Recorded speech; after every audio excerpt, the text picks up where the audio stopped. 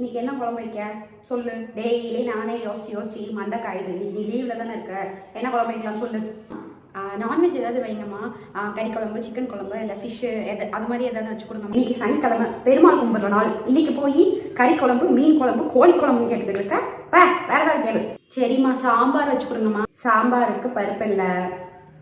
சரி, புளிக்குழம்பு வச்சு கொடுங்கம்மா. புளிக்குழம்புக்கு புளி இல்லை. சரி, ரசம். என்னது ரசமா?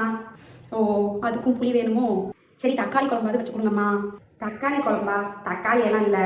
தக்காளியும் இல்லையா? வேற என்னதாம்மா இருக்குது வீட்டில்? வெங்காயத்தை தவிர ஒன்றும் இல்லை. என்ன வேணும்? சரிம்மா, தயிர் ஊற்றி சாப்பிட்டுக்கலாம், வேற ஒன்றும் வேண்டாம். தயிர் ஊறுகாய் அது 2 போதும், அதை வச்சு சாப்பிட்டுக்கலாம். இரு தயிருக்கு ஊற்றலை, வீட்டில் பால் இல்லை. அம்மா, கடையில் தயிர் வாங்கிக்கலாம்மா, விடுங்களேம்மா. பக்கத்தில் தானே கடை இருக்குது, நான் போய் வாங்கிட்டு வரேன் தயிர் பாக்கெட்டு.